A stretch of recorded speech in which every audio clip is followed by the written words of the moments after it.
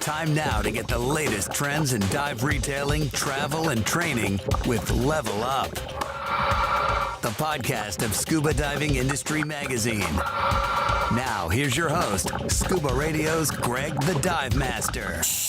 And yes, that is me. I am Greg the Dive Master from Scuba Radio. Check it out every Saturday, 3 to 5 Eastern Time on a Saturday. However, today we got our special podcast of Level Up, the podcast for Scuba Diving Industry Magazine. The man behind the madness, of course, Willie Cline. Willie, how you doing, buddy? I'm doing great, Greg. Thanks for doing this great show, and thank you for all of our wonderful contributors for popping by for this little fun hour. Well, despite the fact that I'm participating, we'll try to make it as great as we can. You have that kind of what is that? A bogey or no? What in golf? What do you say? Like you need a handicap.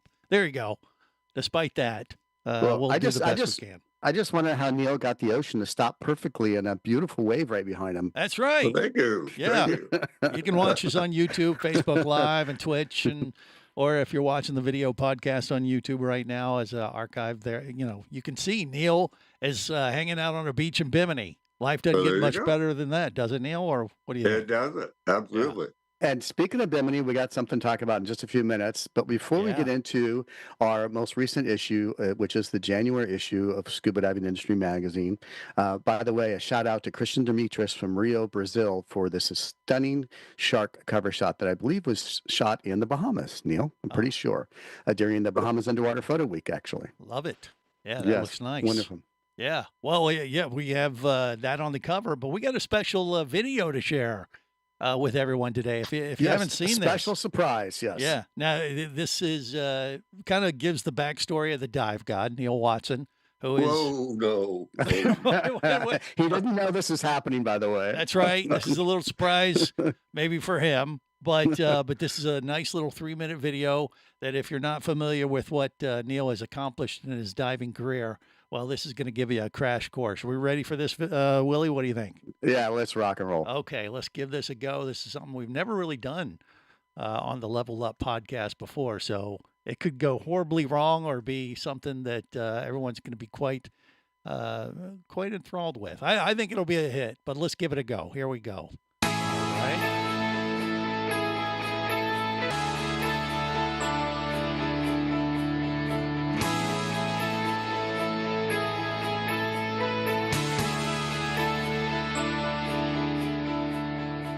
Neal Watson grew up around the water and began diving in 1953. He's been a pioneer in dive resort operation throughout the Bahamas and Caribbean for almost 50 years. Neal started his first dive operation in Freeport, Bahamas in 1965 and later moved to the Bahama island of Bimini, where he began Bimini Divers. Neal helped to pioneer many of the diving programs and safe diving techniques still utilized in today's recreational diving industry. In 1985, he moved to Fort Lauderdale, forming Neal Watson's Undersea Adventures, a chain of diving operations located in the Bahamas and the Caribbean. Known affectionately throughout the scuba community as the Dive God, Neal's underwater achievements are legendary. He holds several world records, including the compressed air diving depth record, where he descended to 437 feet off Bimini. Another milestone of swimming 66 miles underwater, nonstop without surfacing, landed him a spot on the television show To Tell the Truth. Neal has worked to promote diving and keep it fun for all. He's never shied away from exploring new adventures, no matter where they took him. Neal has been a stunt coordinator for the movie and TV industry and has appeared in countless publications for his world records and his shark diving exploits. He has worked with numerous celebrities and even taught the Duchess of York to dive for an ABC special on hand-feeding sharks. Over his varied career as an entrepreneur, Neal has generously given back to the industry, serving as president of the Bahamas Diving Association for 15 years, plus a board member for DEMA and the Fort Lauderdale Chamber of Commerce. Neal Watson's endless dedication and his boundless passion for the sport continually remind the world that scuba diving truly is an adventure.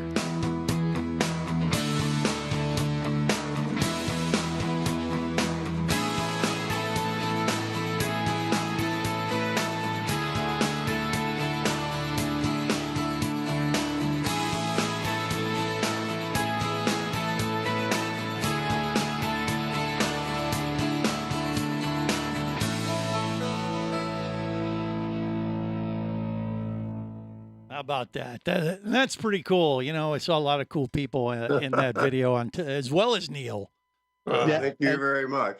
That's you had me scared there for a minute. Well, that first 30 seconds of you in the Speedo might have scared a few other people too there. And speaking of Speedo, if you want to see Neal in a Speedo again. Whoa. Oh, no. Okay. So, should we tell about the cruise? Yes. Greg? That's right. So, you want to be exposed to what Neal is showing as his backdrop on the video today in Bimini? Well, we're going to be on a Virgin Voyage cruise April 30th through May 3rd, I believe. And it's going to be a 4-nighter out of Miami. The dive guide's going to be on board. I'm going to be on board, but don't let that keep you from going. Yeah. That's right. That's right. But book it. And, this is going to be like a throwback to the drip parties of days gone by that Neal used to run along with all the other crazy stuff that he did. That touched on in that video. But yeah, the drip party was Dive Retailers Industry Party. That we used to do in the Bahamas back in the day to basically, bring everybody together, kind of like at a DEMA show, but you don't have to work at all. So you just get your DEMA without booths. Yes, and without booths, no work, and in the bar, just play, and in the water with your dive industry friends. So we're kind of recreating that. On the deck of the Virgin Voyage, what is it? Resilient Lady is the new Virgin boat we're going to be on that week, right? So 4-night, 2 days. We're 2 days of diving. We're gonna have Key West and Bimini, of course. And if you've never dove Bimini, oh my gosh, you are in for it's the best, truly, of the Bahamas diving. They're really we get to Bimini. We get to Bimini. What April, May the 3rd, I think, or something. Something like that. Yeah. Hammerhead season technically is over at the end of April. I'm gonna try to get them to hang around for a few more days, so all right, so we can pull off a hammerhead dive. Yeah, I've never done that dive either. Well, I'll tell you, we just had Neal on Scuba Radio this past Saturday, and you were saying what they had like 8 or 9 great hammerhead sharks show up. Yeah, we're getting 8 to 10 hammerheads, and we've got a resident tiger shark that comes in on the dive, so you get kind of 2 for 1. Wow. And it's 20 feet of water, white sand bottom. Yeah. It's diving bucket list for the money shot type of stuff. If Greg can get the money shot, anybody can get the money shot, and he got one. If you have to dive more than 15 minutes to get your money shot, then you're just not pointing your camera in the right direction. So you're saying my underwater Polaroid would work just fine even for that dive. I mean, because it's up close and personal. They're right there, and the sharks are, right there in your face, cruising over. Like you're on the, hanging out at the runway in St. Martin and seeing the planes fly over. It's the same kind of thing, except it's a great hammerhead shark that might be 12, 13, 14 foot. Yeah, it's very similar. They're if you want to go, email Neal, Neal@nealwatson.com. As simple as that. He's the travel agent. He'll take care of the whole thing. So with that, I think we need to move on to our business at hand, Greg. Yes. Neal. I think it's time for Britain, isn't it? It is. Britain, I hear you have a little bit of news you would like to chat with us about. Yes, William. Thank you, Greg, as well. It's so awesome to get to see everyone again. I've got some really exciting news about our sales team is growing a bit, and I'm super excited to welcome our newest team member, Gavin. Gavin Young is going to be our advertising sales rep for Southeast Asia, helping our dive operators grow their businesses through strategic advertising as far as our magazine goes. Gavin and I, though, we go way back. We've been friends since childhood, dove together in Hawaii when we were kids. And it's just so cool to get to see his journey from being certified at 13 in Oahu to now making a name for himself and making a whole career in the dive industry. So Gavin, welcome aboard. Tell us a little bit about what excites you about the role. Hey, Britton, it's good to hear from you, man. I appreciate you guys throwing me in the mix today.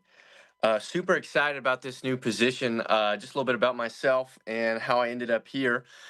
Typically, I am a land-based adventure guide, so whitewater rafting, and most recently, I made the switch from whitewater to summiting, so taking people up to about 14,000 feet or above on mountains, high alpine environments. I am looking for my next bit of adrenaline, though, and my next thing, and I thought I'd go back to where something that you and me used to do when we were a bit younger. I think it's been almost 10 years now since we had our first dive together, and head back into the underwater realm of things. I'm super excited to get back underneath. I spent this past year traveling. I hit 23 countries, I believe, and 35 U.S. states. Out of all of that, I just fell in love with Southeast Asia, and I thought, why not mix the two of those together? And I found this perfect opportunity with you guys, and here we are. Totally, man. Yeah. I mean, you've got a really extensive travel book. 33 countries, 35 states. I mean, that's got to have come with rather really strong global perspective, just like on tourism and that sort of thing. So, I mean, It's been a great time. Yeah, definitely. I mean, do you have a specific approach when it comes to working with dive businesses, or you kind of just flying by the tail, going where the wind takes you?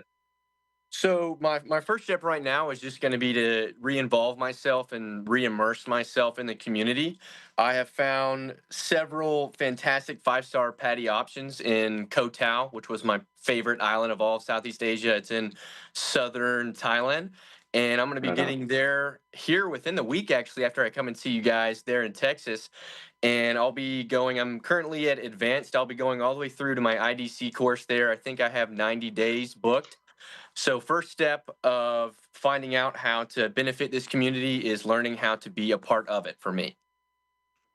That's awesome. So that's so awesome. So I can tell you're really, really about, making those relationships and, just kind of helping them maximize their potential, which is super rad. But I'm so stoked to have you aboard, man.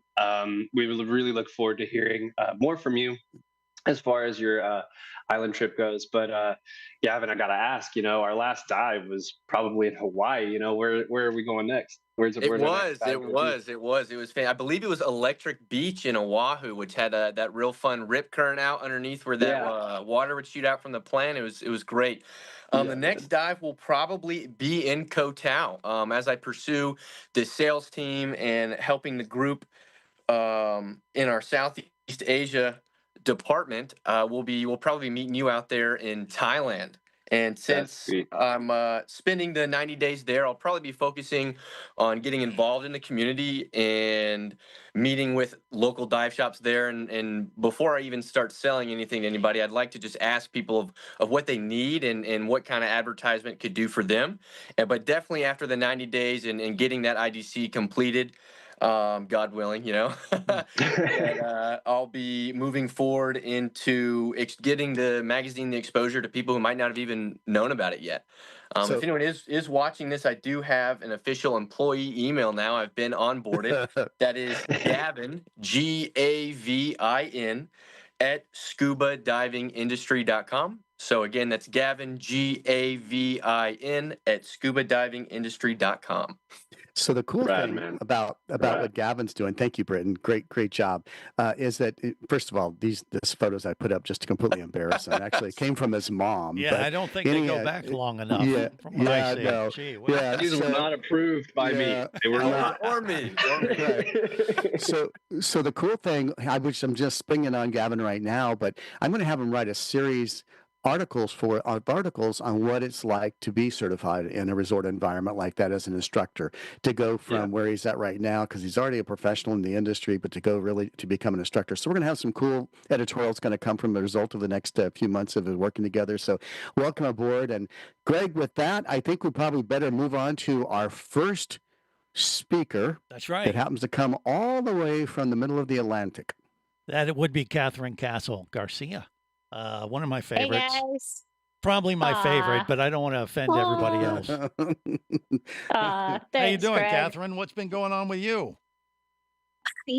I just finally made it home to the Azores after 4 months on the road, including a trip to the DEMA show. So it's good to be home. And I've got a stack of story ideas for future issues of Scuba Diving Industry Magazine, from trips to DEMA, to the Philippines, to Mexico, and then some trips in the States. So got lots of material to work on. All right. Well, let's focus on what's in the latest issue of Scuba Diving Industry Magazine. Page 20 is Cathryn's latest article, A Different Kind of Blue, the social media app BlueSky. So what is the app, or how does it work, and why is it needed? What can you tell us? The irony of this conversation today, Facebook is 21 years old. Wow. Yeah, Facebook has grown up and can buy a beer. And Facebook might also be moving out of favor because change is coming. If you remember, like MySpace, Friendster, they're all gone. There are a lot of social media upstarts that didn't last a 20-year span, and that now Facebook is 21, and people are starting to look at other options. And that's what this article is in the issue of Scuba Diving Industry Magazine. It's a new social media platform called BlueSky, and it operates on a decentralized social network protocol. And in tech terms, that means a whole lot of opportunity for anyone who wants to go online. It's called the Atmosphere Protocol. You can go to appproto.com and actually build your own apps that can interact with BlueSky. So that might be, it's above my tech level, but it's very cool to see this kind of interactive social media coming along. It's also got, I'll just run you through a couple quick features. Like right now, if you have a huge following on one of the other social platforms and you leave that platform, you don't leave with anything. All your photos, your followers, all of your history is gone. You don't get to migrate that anywhere. And with BlueSky, anything that you create on that app is yours. It follows you throughout time, anywhere you might like to go. And that's going to be something that we're going to want to watch. Those of us that are doing a lot of advertising and a lot of activity on social media, it's important when you've invested that kind of time that you actually be able to own your content. And BlueSky will allow you to do that. Love it. Very yeah, cool. I mean, I'm pretty familiar with that. I haven't jumped on it yet, but I've been flirting with the idea. And if nothing else, you need to be aware what's out there. The latest. Yeah, absolutely. Get a little bit Exactly. ahead of the curve sometimes when these things pop up like this, because that could be a big social media thing here. So thanks for And the keeping other us thing that, updated. I want to just add one more thing Mhm. on customization, because let's say, Britton, I saw your cat walk by. What if your cat wants to only have a BlueSky presence with cat videos? Your cat can go on to BlueSky and control the algorithm and have cat video after cat video all day long. So the user gets to control their algorithm. You get to decide what's on and what's not on your platform. And the last big cool thing is you can also use your website as your handle. So that's going to add brand recognition to your business brand, and it's going to help you be more credible. And for those of you that are the retailers out here and business owners paying attention, check out BlueSky because it's got a lot to offer. And I'm not saying you have to ditch any other social media platforms, but BlueSky is one to watch. So hop on board and see what you can make of it. There you go. All right, Cathryn, great Wow. stuff as Very always. cool. Yeah, Very cool. Thank you. yeah. She's Thank you. trying to. What time's it there in the Azores? It's almost past my bedtime. Is It's it? coming up gosh. on 8:30 p.m. Oh, So, sheesh. It's wine. yeah, It's wine o'clock. and I have a super early morning, so I'm going to sign off. Okay. So, Okay. Well, Thank there you, go. Cathryn. love you guys. See you. Thank you so See you much. soon. Bye. Absolutely. Yeah. All right. Well, that good stuff as always. Time for to go from the Azores to down under, I believe. Is that right, Willie? With Terry? That is 100% correct. Yeah. So Terry Cummins from Australia, page 26 in the latest issue, the 6 major characteristics of a successful company. So the question is, of course, are you willing to share the big 6 with us right now, Terry? Yeah. And by the way, happy birthday. Yes. Oh, yeah. Thank you very much. I don't know if we're Thank allowed you. to, we were supposed to say that, but I did it anyway, Terry. That's great. Yeah, it's really nice to have a birthday in 2 countries because Australia's at least a year ahead over here. Yeah, So it's exactly. really Right. good. Yeah. Yeah. So thanks so much for giving me the opportunity to talk about this topic. It's one that's really passionate for me anyway, because when you look at these successful companies across the globe, they're really about 6 major characteristics that actually, come out and hit you in the eyeballs. And the first one, and none of these are in order, because one of the cool things about looking at these 6 is that they're all interrelated, and how a successful company works is integrating them together. And so the first one I want to talk about is leadership, which is kind of a no-brainer. Obviously, a successful company has to have good talent at the top, clear directions, and fair about the decision making, etc. So I kind of fleshed that out a little bit. But the most important thing I think in that part of the message is that good leaders build teams, not staff. They see high performers as assets, and not in some cases where people think that their staff or their team competitors to their future. So it's a really interesting concept there that I fleshed out. And then, of course, leadership is really closely related and linked to the corporate culture. And corporate culture is something that's been the subject of a lot of research. And it's funny that a lot of people think people are happy within their corporate culture if they're getting good salaries and all the rest of it. But corporate culture is not just about salaries and wages and work conditions. It's about how the company actually looks at its ethics and standards and how it operates and works with other people within the industry, especially other customers and the other industry participants, as I just said. They also grant their team members some freedom to make decisions, which is really, really important, because that gives them the chance to actually feel good about their job and feel like they're actually making a real contribution. I mean, it's really a bugbear with me when I hear people say, I'll have to get back to you. You should be empowering your team so that they can actually make decisions that really makes your customers in real time. Yeah, and then that kind of relates to the next one, which is building that right talent. We know that a lot of HR departments will simply try to fill a gap. There's a missing salesperson or something like that. But the successful companies don't do that. They look at their key performance indicators and basically look at how the possible new hire, the new talent, will fill and meet those corporate goals. So that's all about the leadership and the rest of the culture within the team work with the new employees.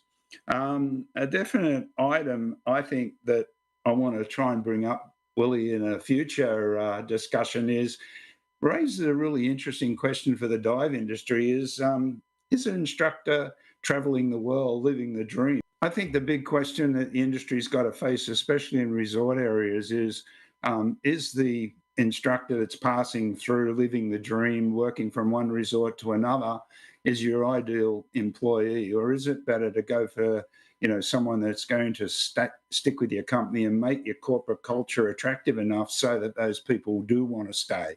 And so I think that's a discussion maybe we could have in the future, and I like that. Really make some contributions to the way that the team sort of put together, etc.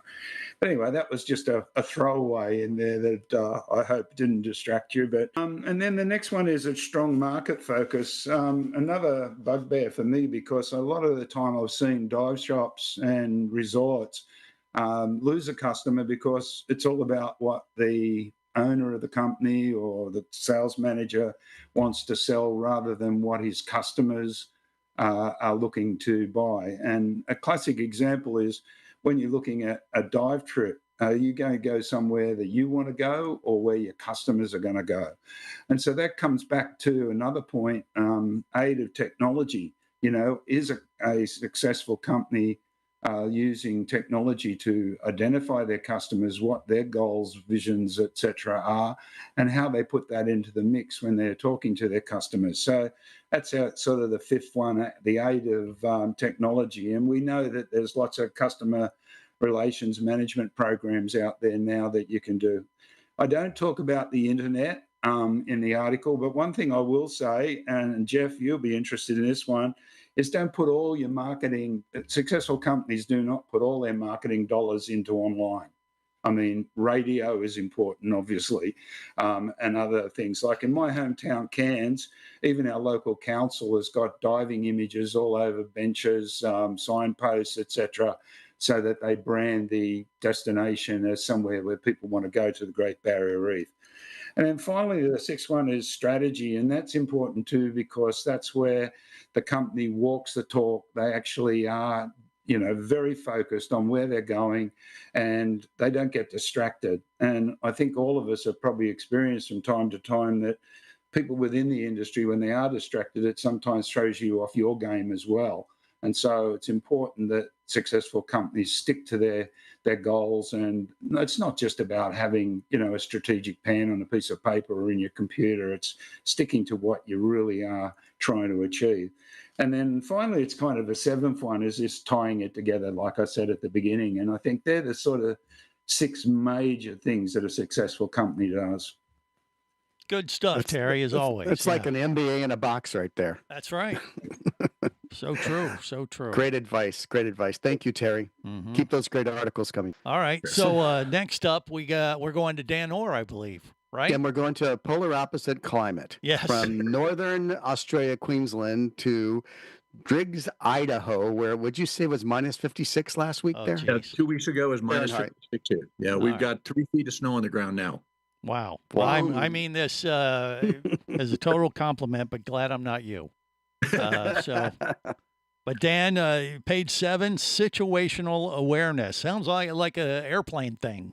Yeah, well, let's find out. So the question is, why is that important for dive instructors and their students? Well, it's actually really important for everybody in everyday life because you really need to be aware of what's going on around you. But years ago, when I was teaching at Wright State University in Dayton, Ohio, one of the things I taught my staff was we really need to be very observant. So in fact, our mantra was prevent incidents so they don't become accidents. And we want to make sure that we're looking at things. In fact, that carried over to our students because it really is all of our responsibility to make sure if we see something, we say something or do something so that somebody does not get themselves in a bad situation that they can't deal with. Nice. Obviously, we do a airplane show too called Just Plain Radio. So that's why I was making that connection. But yeah, situational awareness. That's important no matter what activity you're doing. Walking down the street for that matter. And that's right. Avoiding cars, right?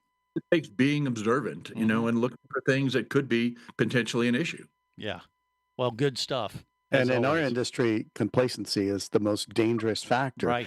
Because as a professional with thousands of dives, like most of everybody on this podcast, and probably even a lot of people listening to us, do you really go through the pre-dive buddy check with your buddy? Really? Yeah. Or do you just kind of like, I've done this 1,000 times, right? And that's usually how the beginning of an accident, as they say, they had everybody knows there's been a horrible accident in the United States this last week, but one of the investigators that came on one of the news stations says that rarely in his history of investigating accidents is there one cause.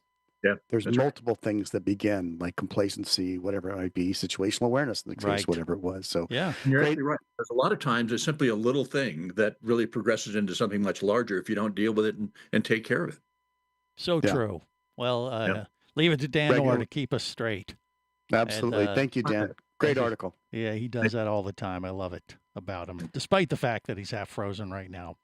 All right, moving on to Alex Brylske. Across the country. Yes. I don't know if we're starting to become, there's a theme developing with blue stuff going on. So page 29, he has an article about blue carbon. What is it and why should I care? Alex, fill us in. What can you tell us? Absolutely. Lots of blue stuff. Mm-hmm. Last month, I talked about the advantage and the purpose of what are referred to as carbon calculators and made a case that blue carbon is the best option, but I didn't really explain what blue carbon was. So I'm going to give a little bit of background and then some historical perspective, just to kind of wrap our minds around these numbers and whatnot. And I'll start by saying that humans annually put 40 gigatons. Now, a gigaton is billion tons, billion with a B.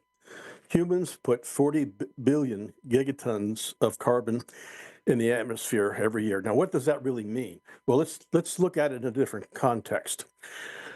A typical coal train carrying 100 cars carries about 10,000 metric tons of coal, one train. The amount of carbon we put into the atmosphere is equal to 4 million fully loaded coal trains. That would wrap around the Earth 100 times.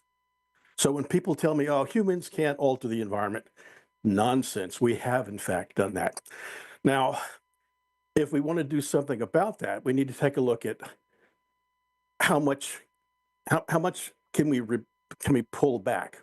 And according to the IPCC, the International Intergovernmental Panel for Climate Control, we need to pull between 10 and 20 of that big gigatons out of the atmosphere. We currently are pulling 2. So we're pulling 5% of the CO2 out of the atmosphere in order to keep with the 1.5 degree increase that we're hoping to achieve. So what is blue carbon? Blue carbon refers to essentially 3 different ecosystems: seagrass beds, mangrove forests, and wetlands. So why are they so much better? Well, mangrove sediments, which is where a lot of the carbon is held, can hold that carbon up to 5,000 years. And likewise, even if the tree is destroyed, that sequestered carbon is still in the sediments. Unlike trees, where if you lose the leaves, they're not retaining really any in terms of sediment. The soil is not the sediment of the tree. Secondly, if we look at mangroves from another perspective, 1 hectare is about 2.5 acres, can store as much carbon as 3 to 5 hectares of tropical rainforest. 1 hectare basically is 3 to 5 times more effective. Seagrass beds hold 1.2% of all the carbon in the ocean, and essentially they really create an incredible reserve. And as I said before, the other advantage is these sediments are held, that carbon is held in sediments, no matter what happens to the actual plant, which can recover, but still the carbon is held in check. Lastly, just to kind of give a perspective about just how carbon has changed. At the beginning of the Industrial Revolution, let's say the latter 18th century, the amount of carbon dioxide in the atmosphere was about 208 parts per million. Okay. When I was born in 1952, it was 320. So about 40 parts per million. Today, it is 419 as of today when I checked the NASA site. And that is an extraordinary number. And what makes it even more extraordinary is half of all of the anthropogenic carbon put into the atmosphere has been so since the premiere of Seinfeld. Since the early 1980s, we have put half of the CO2 in the atmosphere. So these are mind-boggling figures, and I think we sometimes lose sight about, well, just how big is this problem, et cetera. And like I said, not only are we near and dear to these ecosystems as divers and ocean lovers, they make more sense, and hence that was the reason I really advocated for the Ocean Foundation in the article last month, because they only sponsor blue carbon initiatives that involve mangrove restoration, wetlands restoration, and seagrass restoration. So that's pretty much my story, and I'm sticking to it. All right. And it. read the article and get into a bit more detail. More importantly, there's a resource list in the QR code that will give you about 12 different resources if you're interested in participating in programs or more background into some of the issues that I talked about. Well, there you go. So, well, going blue as opposed to just going green, a little bonus, Cool. Well, right? what's fascinating about your article is that, we all know mangroves are super important for fish habitats, Coastal and that's protection. how it's the nurseries for a lot of the reefs. But who would have guessed, because on, what is this page? 29. 31, he has a 31. carbon storage chart that shows that the mangroves have just a massive ability to store that blue carbon. So, I mean, who would have ever figured that it's just as essential as a nursery or the statuaries is the blue carbon slide. So thanks for bringing this the up. only terrestrial example or commonality is permafrost. If all of a sudden the methane release from permafrost, which is worse than CO2, it's about 30 times more of a greenhouse gas. If that were to suddenly melt, we'd be in a mass extinction. And it's not in danger of all melting, but it is melting at a faster rate that is good. And of course, that's increasing the methane in the process. So that's don't get me polar started caps. on the smell. That's the polar caps. Yeah. That's the polar caps sorry. you're saying. So there's the chart I was referring to. Well, So not just the polar caps, but you get into permafrost, in northern Canada, certainly Alaska, et cetera, as well. So wow. it's not just the poles. Well, there you go. Good stuff, as always, Mm. Alex. You always just bring us such great news to our world. Well, But better to know than to be ignorant. you know? Right. Exactly. Exactly. He also brings our IQ up just like Terry does, and Dan, which I love. Yes. So true. Okay. Well, I think our next guest, Jeff Sincerapino, from Good Connecticut. job. Yeah, well, I mean, he might educate us as well. Jeff has been a retailer for many, many years. And he is writing some of the most insightful articles. If you're a dive shop out there, read every single article that, of course, everybody has read. But it's tactical advice. It's not saying, well, here's theory what you should do. He's saying, here's exactly what you could do. The mere factor on this podcast was inspired because one of his very first articles he wrote for you was how to start a podcast. And guess what? Right. We followed the advice. Mm-hmm. So, I mean, it's great tactical information. So, Jeff, I'll turn it back over to you. Yes. Greg was introducing you and saying, watching your wallet, managing expenses, improving cash flow on page 31. How do so we I'm going do to ask that? the question. Yeah. What are the 4 ways to improve cash flow, Jeff? Okay, so we'll switch from blue to green, and green for That's great. to do there. So this article was really I put this article together based on a presentation that I did at the DEMA show this year on watching your wallet, and it's all about how to improve your cash flow or limit your expenses, some practical ways. And I did a lot of case studies at the DEMA show with it. But I think one of the first ways is, we all like our Amazon Prime because we get the free shipping, right? We pay that money and we get the free shipping. Well, as a retailer, we do a lot of shipping, inbound shipping, outbound shipping, and we wanted to save some money on it. So a lot of the ways you can look at it is, first of all, is what are your distributors, your dealers giving you for free shipping? They usually have programs based on your dealer agreements. What's the levels? Be sure you're looking at that. And that requires you to really look at some inventory management as well, because you want to not be buying things that you don't need just to hit a free shipping level, because I always viewed inventory sometimes as a liability and not an asset on my books, because it doesn't mean anything until I sell it. So free shipping is a big one that you can focus on. But the second piece of that is you can set up your own shipping accounts.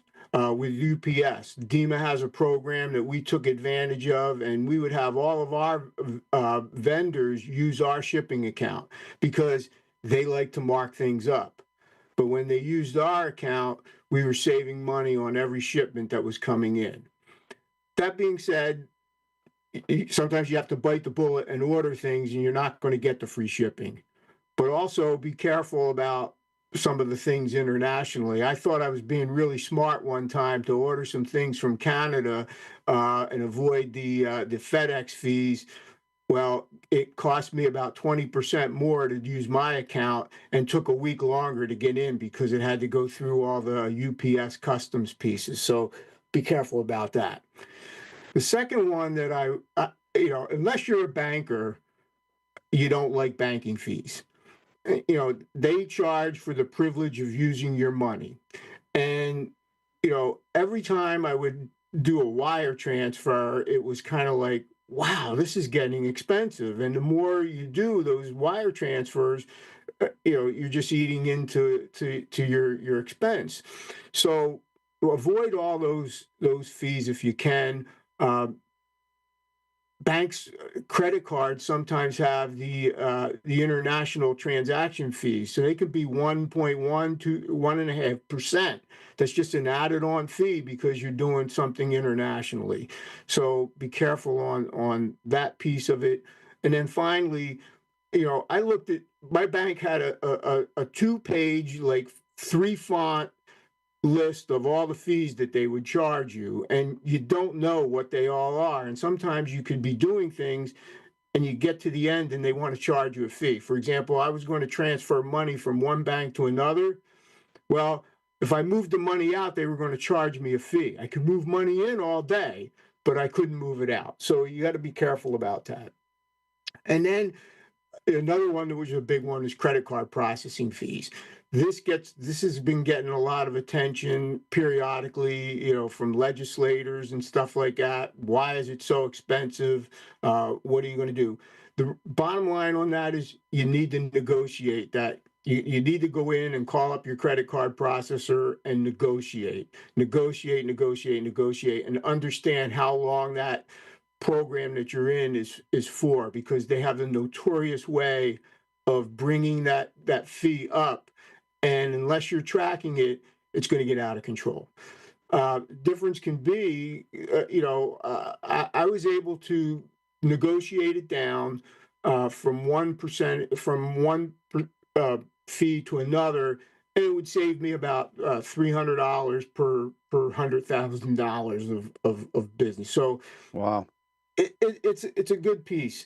And then the last one that I want to talk about that I put in the article is interest rates. My bank wanted to give me 0.03 interest on a savings account. Now, when we were taking a lot of money in for deposits for a trip, I would put that money aside because I have to pay for the trip, right? It's not my money to spend yet.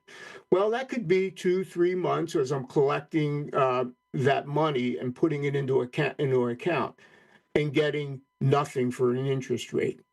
So I was able to go in, negotiate a better rate. The difference being between, in one example, 1 month I would get like $1.40 in interest. When I renegotiated, I was getting $60 in interest. So it's a big difference, and they just don't want to do it. So that may mean you have to move a bank. You may have to move to another bank because they have this thing that they talk about called new money. If you're bringing new money into the bank, they'll give you the best deals, which is like, okay, I can go across the street and get a better deal. Yeah, you can. And you just have to be prepared to do it and work a little bit. So there's a lot of ways you can improve your cash flow, manage your expenses, but you have to stay up on it. We're busy at the dive shop, right? We're busy. We got customers, we got courses, we got service, we got all this stuff going on, but you still have to take care of business. So So true. watch your wallet. Watch your wallet and call your bank. I think I know what I got to do as soon as we're done here today. That hit a little too close to home. You hear what I'm saying? Good advice. Yes. I hope there's no bankers on it. Good stuff, Jeff, as always. Thanks, Jeff. Thank you for your articles. All right, next up on page 18, part 2, how to blue your business in 2025 and make more green. It's Gil. And so Gil, what's blue with you? The question. Yeah, what else is blue? What else? Oh, we got crap. close. We got close. So, no. Gil, what else is blue? How's that? So what else is blue? But first, I'm going to talk a little more about green. Jeff, I constantly get emails and letters from Chase, where I have no accounts, that say if I switch from Wells Fargo to Chase, I'm going to get $600 to $2,000 cash just for bringing over my account. So remember that, folks. So anyway, what else is blue? When I wrote part 1 of this series in December, I came up with 6 things that could turn your business blue and make more green. In other words, make your business more sustainable and get you more clients where you can make more money. But then when I started writing part 2, I thought, where the hell am I going to find more than 6? But I found 11, and Willie gave me some tips on one of them. So one of them that I do all the time is eat sustainable seafood. There's an app from the Monterey Aquarium called Seafood Watch that's online and on my phone. And you can look on there when you go to a restaurant, you can go to a grocery store and buy and eat sustainable seafood. You're not eating seafood that's been decimated from overfishing. So that's a good one. Another one is being aware of leading environmental issues, such as educating your scuba students, your employees about global and ocean warming, coral bleaching, microplastic pollution, and all that stuff. Third, my dive club has hosted annual debris cleanups and purple urchin cleanups, where not me, but other members of the club who like cold water will go in the ocean off the Sonoma coast, off Mendocino, and literally hammer the sea urchins and beat them to death, and then take it out and bring it to a place where they pulverize it and make fertilizer. Other things you can do is support ocean conservationists, teach your kids about the oceans from home. There's a nonprofit in San Francisco called the Hydros that has created 3D goggles that they're giving to students, and they hope to get 10 million students worldwide interested in the ocean from viewing it through these 3D virtual reality goggles. I think that's really, really cool. Another thing you can do to make your business more blue is to host a film from the International Ocean Film Festival. We had the founder at our dive club a few months ago because their annual film festival is coming up in April, and they showed us all the documentaries they're working on. But you can contact them and host a screening on Zoom and raise money for a good cause. And other things you could do is celebrating World Ocean Day on June 8th by going diving or doing something to celebrate it. Or like Alex said last month about using blue carbon calculators, I summarized that in this blue article. And then other things you could do are scheduling dive trips to eco-friendly dive sites around the world, and go bluer with Ocean First in Boulder. Willie told me about his friend Graham, who's created a powerful ecosystem of travel, swimming, diving, adventure, education, and conservation all under one roof. And number 11, I interviewed Jeff Cincerupino. That's the right way to pronounce it, right, Jeff?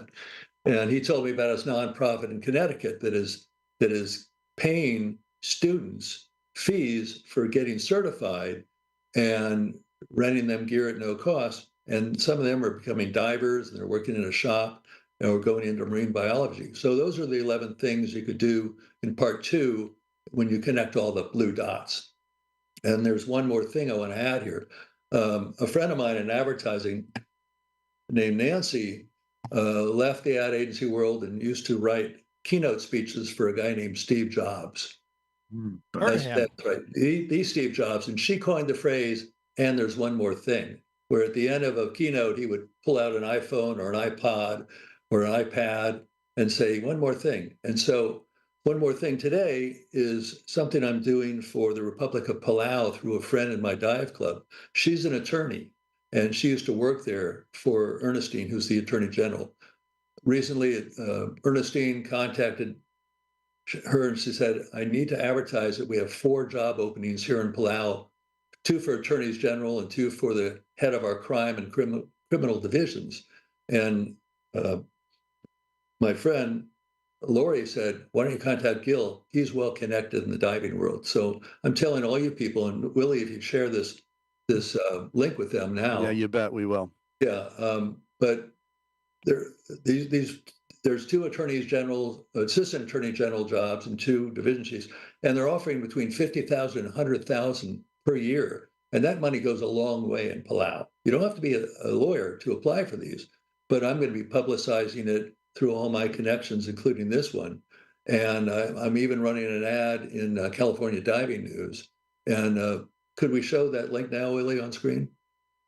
Let me see if I can do that, Ro. Because I wrote an ad for California Diving News that will start they'll get it next week for the March issue that I think you'll get a kick out of. Right. Is it a big, long URL, I assume? Or it's a long URL, but there's... I can't really display it on here, but what we'll do, Gil, is we'll have it underneath the bio information, the transcript, the notes, so people can click right there. Anyway, there's a ad I wrote, and the headline is "Wanted 4 attorneys who like swimming with the sharks." That's great. And so that's it. That's one more. That's my one more thing. And thanks for listening.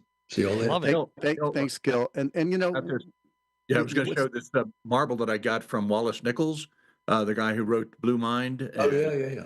Carry it in my pocket all the time to remind me how important the marine environment is. Good. That's very cool. And I was going to do a segue. And part of the reason we're dedicating so much space editorially to this blue concept, between what Alex has been writing about, what Gil, you've been writing about, is that there is a serious business motivation behind this. And Alex was the one that actually turned me on to the nice folks in Colorado that they're doing with the Ocean First program. But there's a serious business side of making your business blue, because consumers are interested. They'll pay more if they know that they're dealing with an operator that is conscious, ecologically conscious, and socially conscious. So this is a serious side of the business. I mean, it's not just, gee, it'd be nice if we use paper cups.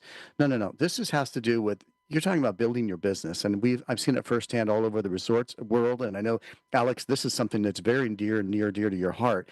And people like Cheryl up at Deep Blue are making it a huge, big part of their business. They're a wholesaler, and they really truly do have seen that if you can put those people together, the dots between the environment and your business, that you can be far more successful as a business. Wouldn't you agree, Alex? Lots of that, yeah, and I can document that 6 ways to Sunday. One other point that Gil brought up, the Monterey Bay seafood charts, they're regionalized, and unfortunately, there's only one that really deals with tropical seafood, and that's Hawaii. I'm going to be doing an article on sustainable seafood for dive travelers. There is an NGO in Belize that published a really good seafood guide talking about what are appropriate choices if you're in a tropical Atlantic environment, and I'll be doing an article on that in a couple months. That's awesome. Thanks, Al. So thank you again. Let's move on to our last, but definitely not least, and our newest writers that have joined our team, David, Pritchard, and Lily Mack, right here from about 5 miles from where I'm sitting. They're from Dallas, and I incorrectly said last month they're from Richardson, but they are from Dallas, which is even closer. So I'll let you intro them, Greg. Yeah, page 13 in the latest issue of Scuba Diving Industry Magazine, Leading a Scuba Trip, Part 2. The trip leader's role. So what makes a good trip leader? I guess we'll go to, should we go to David first, maybe, or ladies first? All right, David, take it away. Yeah, but basically being a good trip leader is you're being a trusted guide that your group can depend on, help them not only prepare for the trip, but also be the go-to person, keep them, on schedule and assist them if any issues arrive. A good trip leader also needs to be familiar and be able to communicate with the destination's management and key staff members before the trip. Yep. So that you're the face of the trip, and you're the key contact person, so that they know who to reach out to, and make sure that the trip is enjoyable. You also want to make sure that you pay attention to every member of your groups throughout the trip, so that nobody feels ignored, and that they feel cared for the entire time. So make sure they're happy customers throughout. Lily, you got a few things to add? And part of that making your trips memorable is planning ahead. So it helps to know your customers and know what their likes are. Do they want to do more cultural? Do they want to do more sightseeing? Or are they just interested in relaxing around the pool? And so you can customize your trips based on what your customers' needs are. And that means working with the resorts and providing either optional tours or extra tours that are packaged into your package, and working it out that way so it becomes special and more customized to your clientele.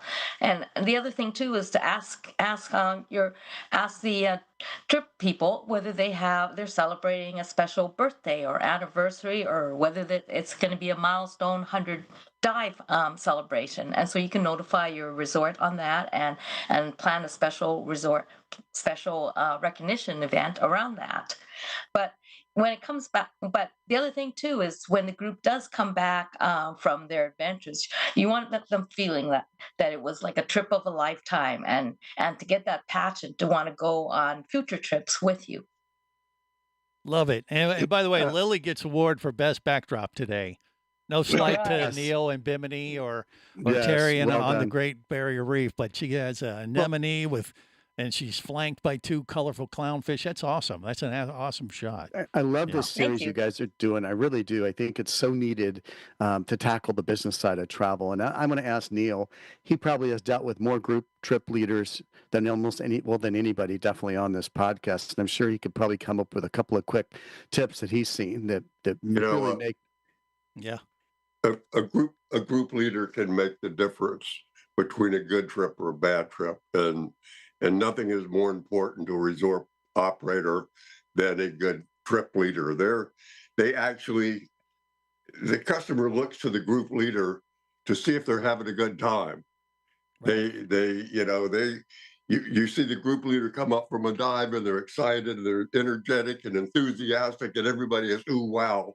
Versus there's instances with group leaders that are not the case, and that can turn what should be a good trip into something that's less memorable. So, no, dive resorts pray when a group comes in that the group leader knows what they're doing and knows how to take care of their group. And has a good attitude. It trickles down. So it's contagious, right? Right.